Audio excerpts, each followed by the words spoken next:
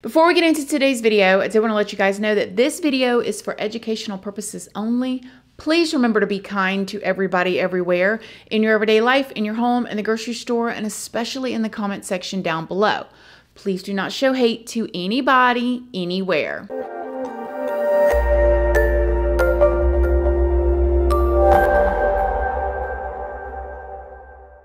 Good morning, my lovelies, my beauties, my friends. My name is Christina and welcome to my channel.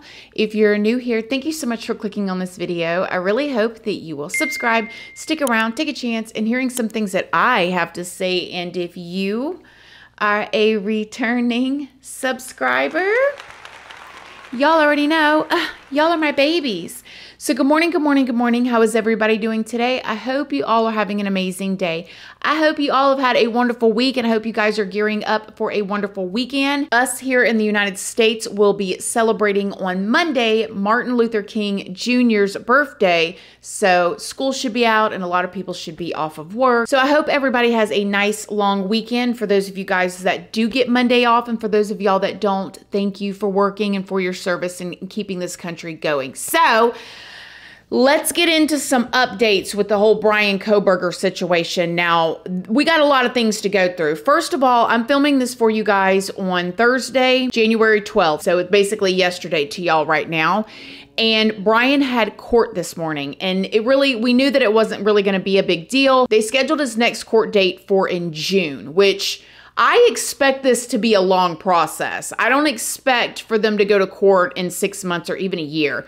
Now, I could be wrong, but sometimes people sit in jail for a long time waiting to go to trial or at home if they actually were able to get bailed out. So there was a photo that was shown of him in court where he had these what looks like sores on his face, and people were wondering did something happen to him in the jail? How did he get these marks on his face? It has been said that those marks on his face are actually from shaving. And when I saw that, I thought, oh my gosh, he's using that razor, y'all, in there.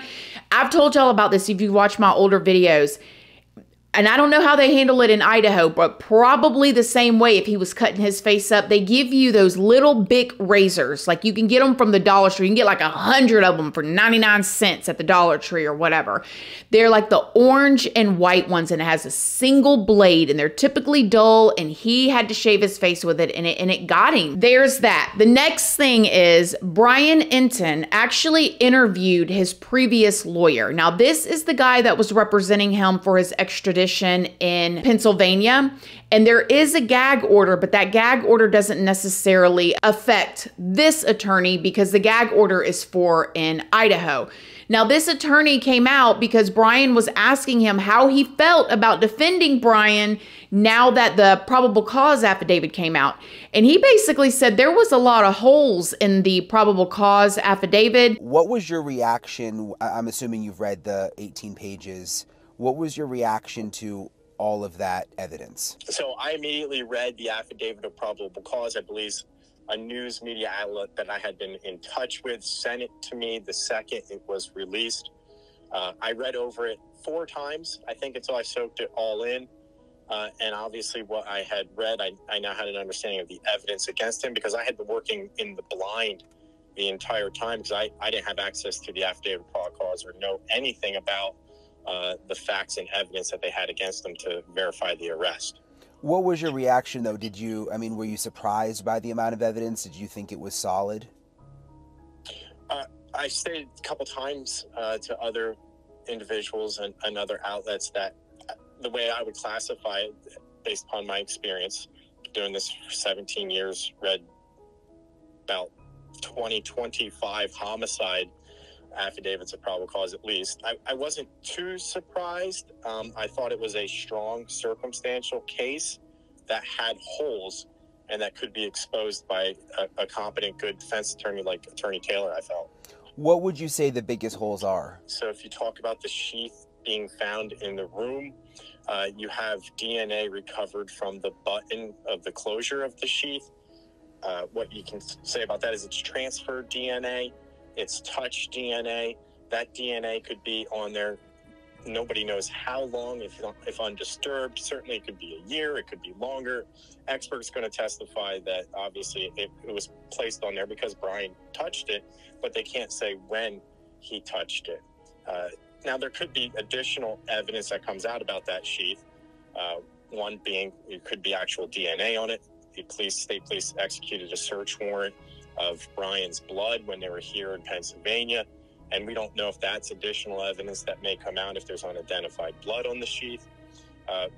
In addition to the sheath, the knife itself, obviously not found, but we don't have the results of the autopsy, so we don't know if it's consistent with a straight edge weapon or not. Certainly that would change my feelings about the affidavit of probable cause too. He even spoke on the DNA, and he said that he fully expects any good attorney, and he said that Brian's attorney is a good attorney, that any good attorney is going to tear that DNA up, which to all of us, we're like, okay, well, so what? Then that could have happened. That doesn't explain all the other things, right? But we don't know how it's going to be presented in the trial. So I know there's so many people that are so comfortable. You think, oh, it's in the bag. It is not in the bag, okay? Don't get comfortable. It ain't in the bag. Now, if he is innocent, if he just happens to be some strange guy that maybe just happened to be like obsessed with them and was creeping around looking, hoping to get a look, and maybe somehow, some way there was transfer DNA, because that's what this attorney was saying, is it could be transfer DNA and all of this, then let him out and get the right person. So I'm with you on that, but it still doesn't seem like it, right? I'm leaning towards Brian is the guy. Then the attorney goes on to talk about the footprint, y'all. Now, we remember in the probable cause affidavit, there was a footprint that was outside the door that was like, looked like a van shoe. You have mention of a van's footprint in the affidavit of probable cause. They don't match that with Brian. I would say that I reviewed a couple, I think it's at least one video of a previous encounter of the police at the home of the victims, where the individual who answers the door is actually in a pair of vans. I know I saw that and I pointed that out last time I saw it, because that's what was interesting about that to me in the affidavit of probable cause. Now, again, it could come back that Brian has a pair of vans that could possibly match that. So this is what I'm saying. And this is just a guy in Pennsylvania that handled him for his extradition process. He didn't do anything big. He just took him to court so he could be transferred. Just from what this guy's looking at as a defense attorney, he's like, there's so many holes in this affidavit. It's going to get torn to shreds. Before we go any further, I did want to stop and thank today's sponsor, HelloFresh. HelloFresh is a meal kit delivery service that delivers fresh and quality ingredients from the farm to your front door in less than a week. You've got New Year's goals, and HelloFresh is here to help you achieve them. Skip the grocery store and take control of your time and budget with delicious recipes delivered right to your door. HelloFresh's Festive Fare collection features limited time recipes made with seasonal produce and premium proteins. Get out of the past holiday slump with these elevated winter recipes. And with HelloFresh, eating well, nutrient-dense, delicious foods is easier than ever. With over 35 weekly recipes, they have options you're looking for to help you achieve your goals. Choose calorie smart and carb smart recipes, or even customize select meals by swapping proteins or sides, upgrading your proteins, and adding protein to a veggie dish. The last thing I want to do after a long busy day is try to figure out what I've got to cook for dinner. Do I have all the ingredients? And that's where HelloFresh makes my life easier. If you want to try HelloFresh, all you got to do is go to HelloFresh.com and use code ChristinaRandall21, and you can find out how you can get 21 free meals plus free shipping today. Thanks again, HelloFresh. The next thing, which is all the whispers on the internet. On January 9th, Fox News released footage showing a white sedan driving by on the morning of November 13th in the area of the house. And it does appear that this could be Brian's Hyundai Elantra. So what do you think? Do you think that's his car driving by? I think it's probably his car. If this is him, it's probably his car. Still driving by, trying to see what all was going on. I actually heard an interview from one of the people that lived in Bryans' apartment complex in Washington. Now, he did not want to show his face and he did not want his name to be out there, but he said that since the Idaho situation had happened, he had talked to Bryan about it, and Bryan was asking him, who do you think did it, or what do you think's going on? Like, it's just weird. Now, there's been a lot of posts that online internet sleuths have dug up and believe they are Bryan's old posts. They believe that he is pretending to be somebody else in these different groups and da. And we could do video after video dissecting them and talking about them. If you want that, let me know. But it really is just speculation.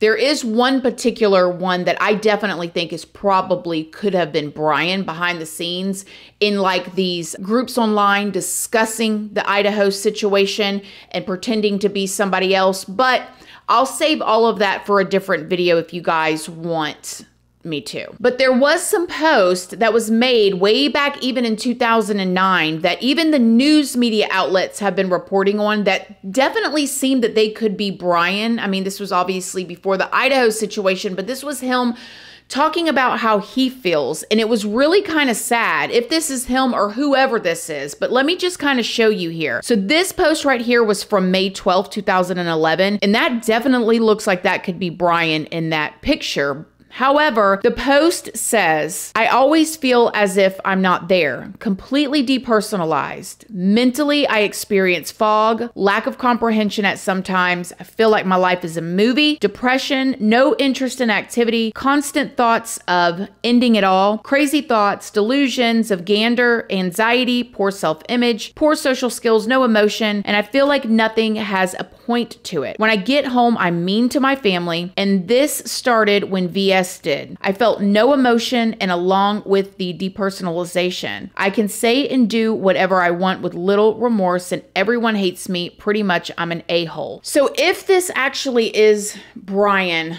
that wrote this, no matter who it is, it's really super sad, but whoever wrote this, like, it kind of looks like it could be Bryan. The whole like no emotion, the poor social skills, the little remorse. If you look at this, it looks like this could possibly be a red flag for somebody that could do something like exactly what happened to the 4 Idaho students. Now, another thing that you guys have been sending me is a video that is the body cam footage from a cop that showed up at the Idaho student's house in order to respond to a noise complaint.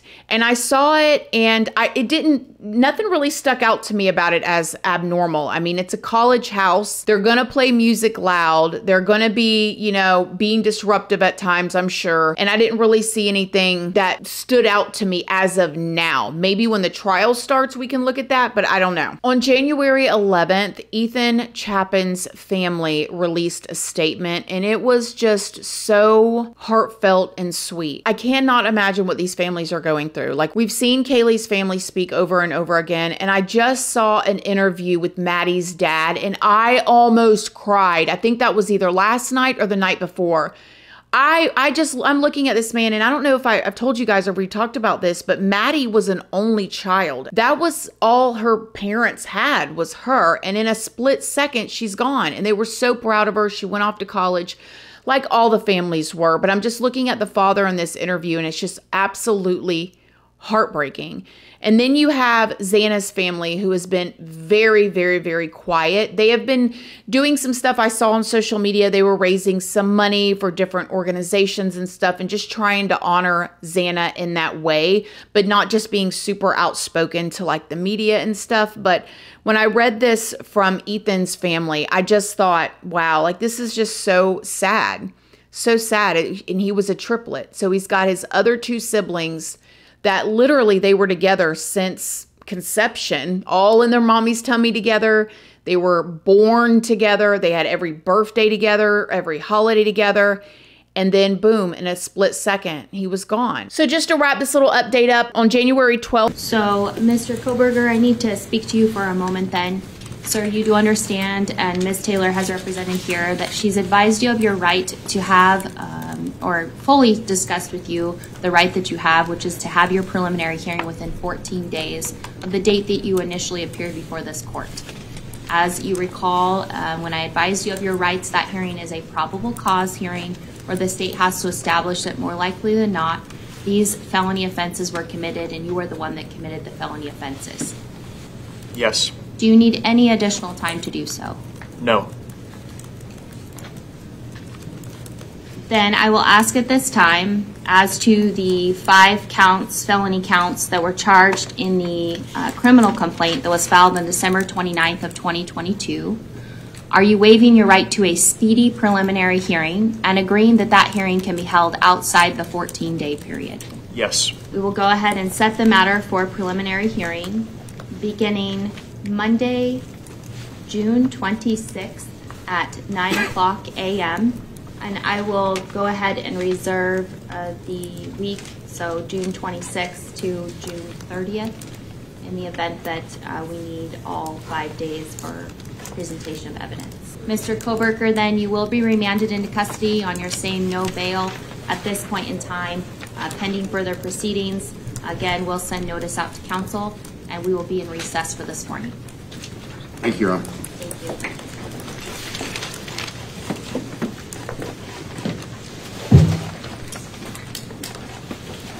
This is going to be interesting, you guys. This is going to be interesting. Let me know what you guys think down below. Other than that, I hope you all have a wonderful weekend. I hope you guys have a long weekend. And yeah, I love you guys, and I will see y'all next week. Thank y'all so much for being here. Bye.